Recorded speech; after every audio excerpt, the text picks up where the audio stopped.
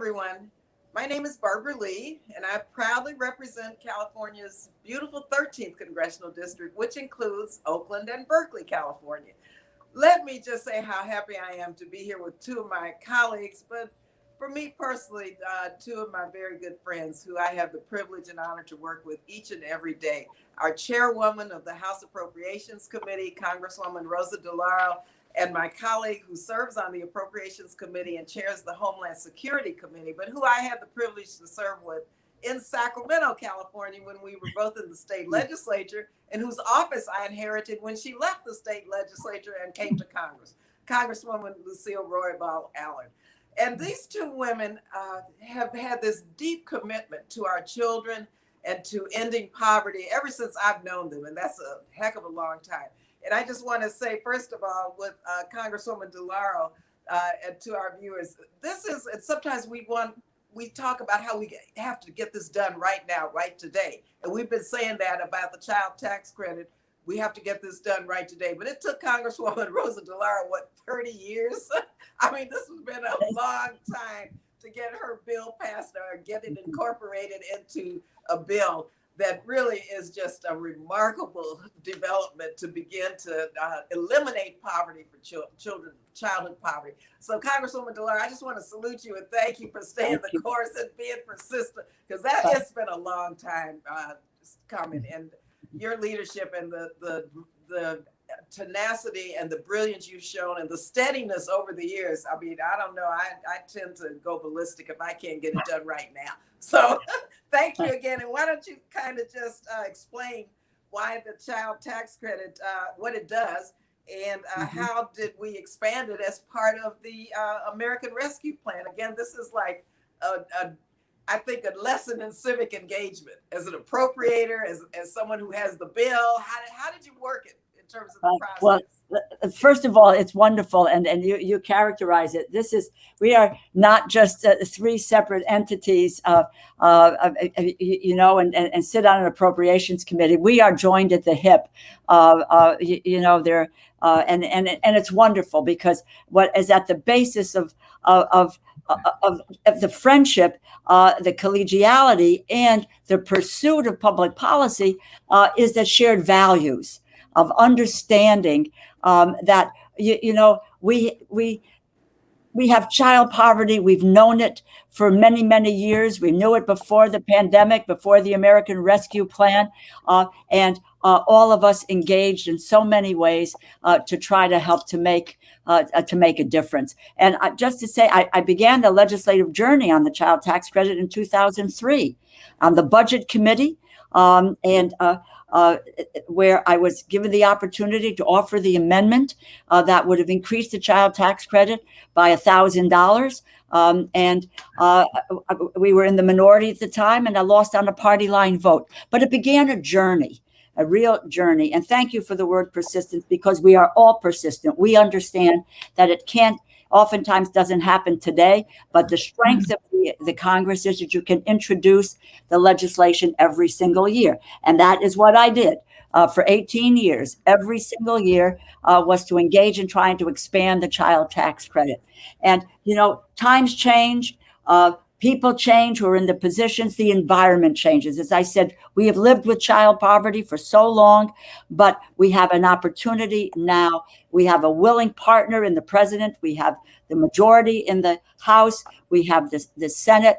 And so the ability to say that we could lift 1/2 of children out of poverty in the United States through this one piece of legislation really is formidable. It's transformative. And in addition, it gives you a lifeline to the middle class families as well in that expansion.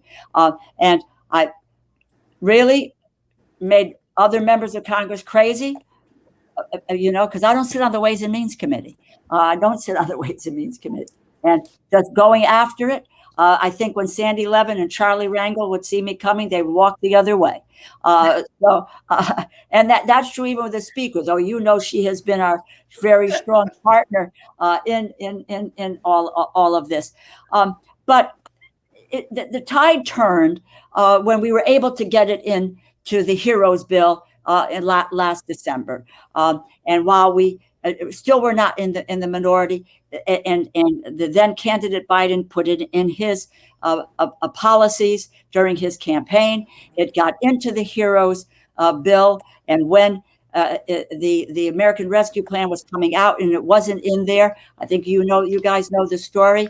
I just got on the phone. It was like a phone bank. I called every one of them and I said, it's our time. It's now. It has to be there. And as I said, we found a willing partner, and that is it. They got back in about 48 hours and they said it is in. I just have to say one more thing. It was so reinforced where we would go because of the significance of the data.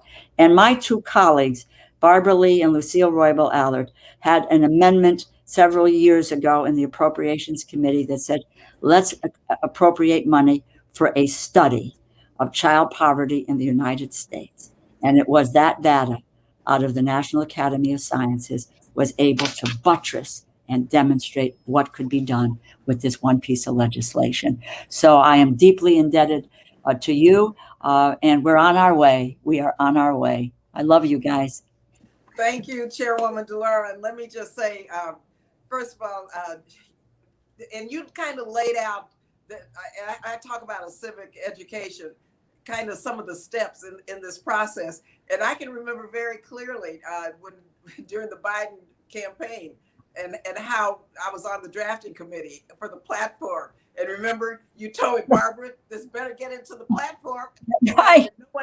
No one ever reads the Democratic Party platform, right? But every now and then, you, myself, Congresswoman Roybal-Allard reminds us this was in the platform administration. So you made sure that it was in that Democratic platform. And I was so honored to be able to get it in so that the three of us could circle the wagons and have no gaps in the process. And so our chairwoman of the Homeland Security Committee, Lucille Roybal-Allard, why don't you tell us a story about the study? I mean, it was like, it wasn't hard to get. It was a $750, $800 million, but that's significant to get.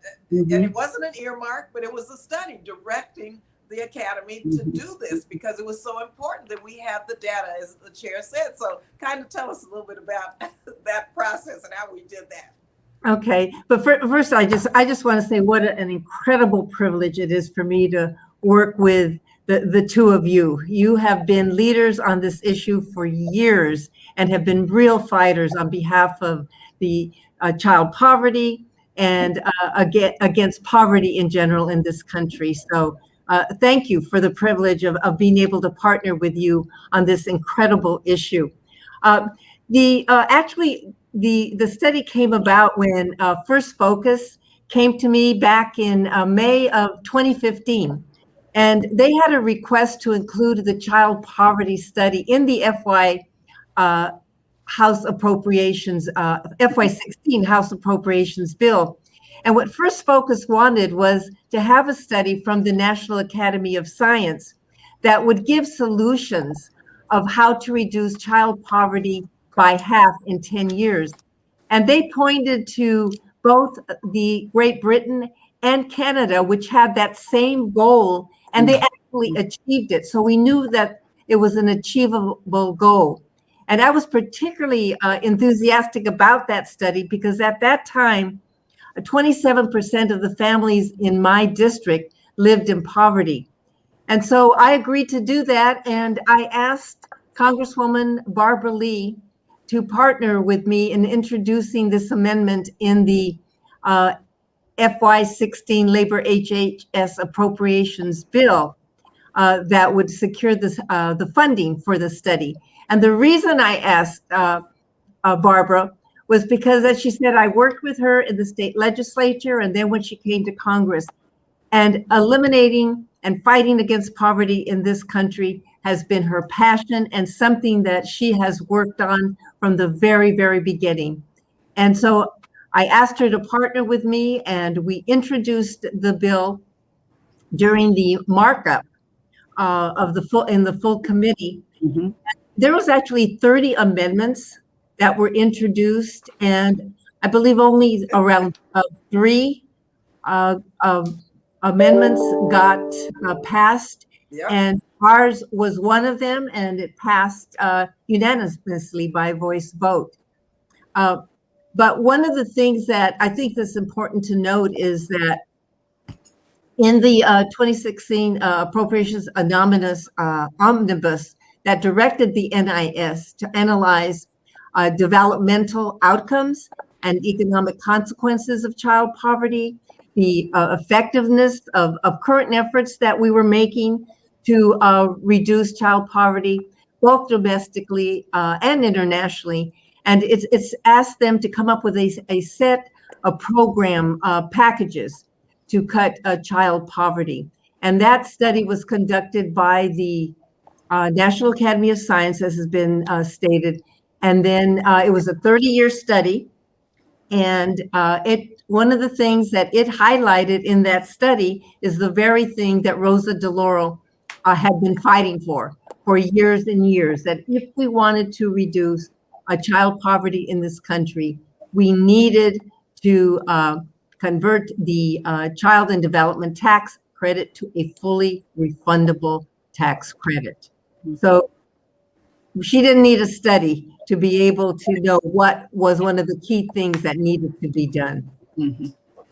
Well, and after that, Congresswoman Roybal-Allard, remember now, after this was done, then, and again, I just want to highlight the process and the persistence. Then Chairwoman DeLauro conducted a hearing. We said, okay, let's bring in the Academy and let's talk about some of these recommendations. Let's build the record out. Then after that, several of us, yourself included, we had hearings around roundtables in different parts of the country. We brought in people pediatricians and family members and mothers and people who could give us from the ground what the impact of this would be. And so we had such a huge case that we built. And again, oftentimes once we complete what we're doing in appropriations, that's it. We never know what happens. Goes to the administration. Hopefully they execute. We don't know for sure. But in this instance, we kept driving it and we kept driving it and we kept driving it. And so Chairwoman DeLauro took us over the finish line. And so kind of tell us, why do we need to make it permanent? Because I mean, this is a big deal right now. And so we've got to encourage people to help us with the next steps, because we have got to make sure that we don't go back and that we build upon what we did in the American Rescue Plan. Mm-hmm. But you know, I mean, I think at the base of all this again is the persistence.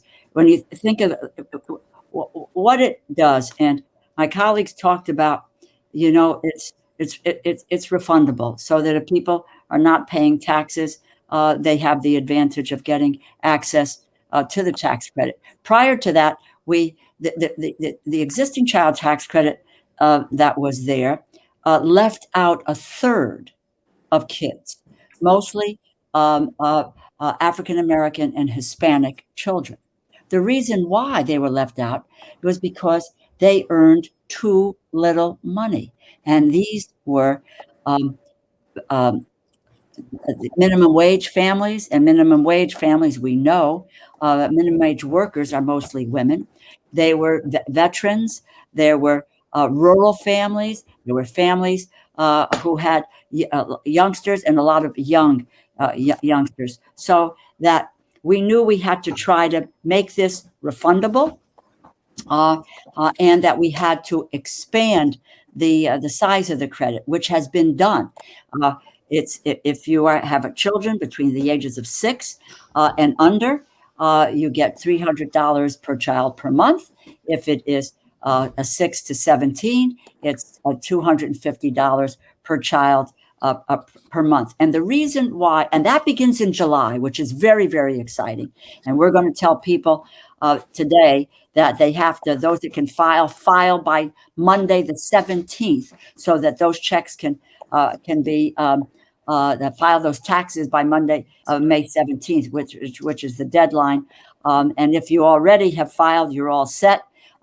And then we're working with the IRS to set up the portal that deals with people who do not file. But the lifting of youngsters out of poverty, when we're looking now at what this does, it's African American children, 52%. Hispanic children, 45%. Native American children, almost 70%. Asian Pacific Islander kids, about 38%. White children, about 45%. So it really reaches down. And the reason why it's permanent is because that is cost effective. So cost effective. It costs $1 trillion every year. Child poverty in this country costs $1 trillion every year. And we leave on the table through the IRS $1 trillion a year because they do not have the personnel in order to be able to collect the taxes, particularly from upper income folks. So this is cost effective. Children don't grow in 1 year. Children don't grow in 5 years. And so it needs to be made permanent. So you build the architecture to put families on a path to economic security. That's what we're fighting for. And we're going to get there. We're going to get there when you've got the tenacity, particularly, I said, you never give up. You don't take no for an answer. I learned that from my mother, but I got 2 colleagues here who never give up, don't take no for an answer, and make their voices heard every single day. And that's how it's going to happen. And it will happen. Yes. It will happen. And so let me say, in our districts, and again, our chairwoman, as chair of the Appropriations Committee, she gets us what we need to break it down to our people in our district in terms of its impacts and what we do here in Congress. And let me just give you an example. In my district, in the 13th Congressional District, the child tax credit will benefit 108,600 children. The average benefit for 36,200 households in my district is $2,800. And the expanded and improved tax credit lifts 10,300 children in California 13 out of poverty. And so let me just say, Chairwoman DeLauro, thank you for getting us this information, because oftentimes people think, yes, we live in the Golden State of California, which holds a lot of promise, a lot of innovation, great ideas. We have a wonderful Golden State, but there's so many people who don't have the access to this dream of the Golden State, who live below the poverty line. I know my district is one of those. It's almost a tale of 2 districts. Congresswoman Roybal-Allard, why don't you tell us about what it's doing to how it's impacting your constituents? Okay. Well, I first want to make 2 additional points. And one is that we know that family income is a stronger predictor of a child's achievement, even more than their education. So I think that's a really important point that we need to make sure that everybody understands. And I also want to note that child poverty is an issue that disproportionately affects single mothers. And just those 2 issues, I think, are very, very important for people to understand. And it impacts a lot of folks in my district. And the benefits would come to my district is based on the fact that 96.3% of children in my district would benefit from the expanded and improved child tax credit. And that's a total of 204,000 children. And the expanded and improved tax credit will lift about 26, almost 27,000 children in my district out of poverty. And the 8,700 of that 26,000 children are under the age of 6, and they would qualify for higher payments, which is extremely, extremely important. And separately, it would lift 9,600 children in my district out of deep poverty, with households living on, $2 a day per person or less. So families and children in poverty in my district would be able to really benefit from the $4,400 on average that would be received.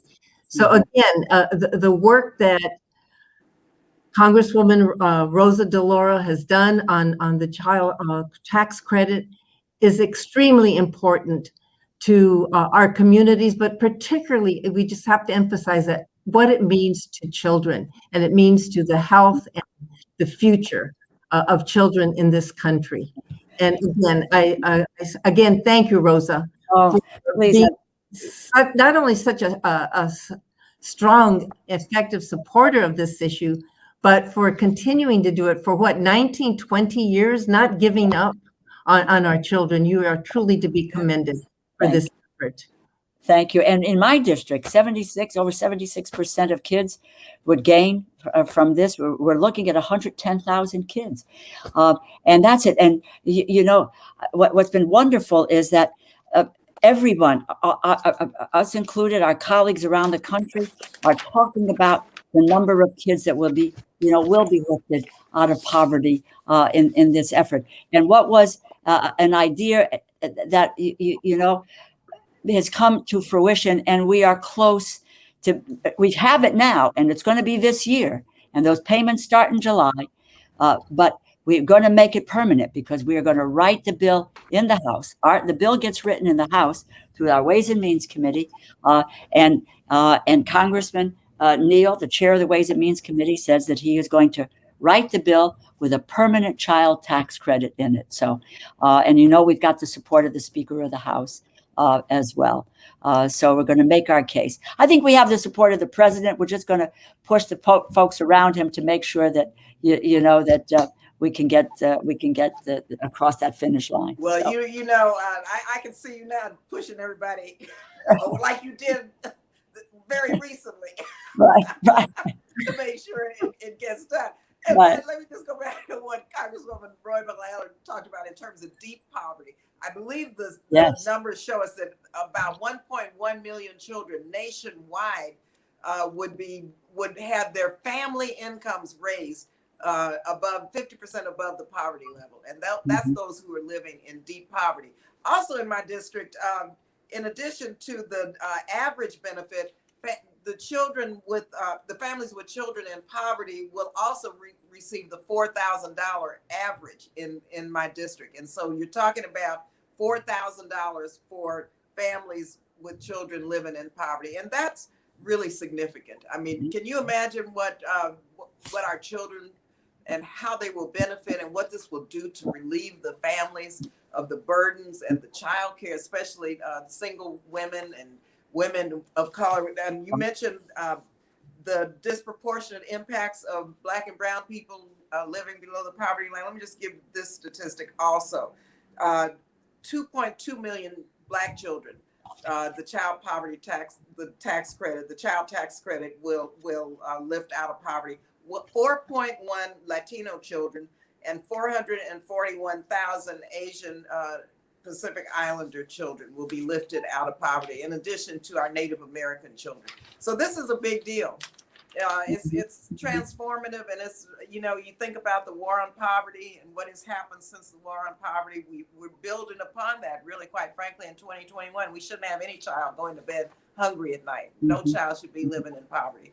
So this is a big deal, and it's a major step in the right direction. And I'm just so happy we're able to talk about this so that our constituents will understand that sometimes the policies and the appropriations processes that we go through, you never know how it's interpreted or how the information gets to the community. So Congresswoman DeLauro, you want to finish talking about the filing of our taxes? Yes, and I want to, the deadlines.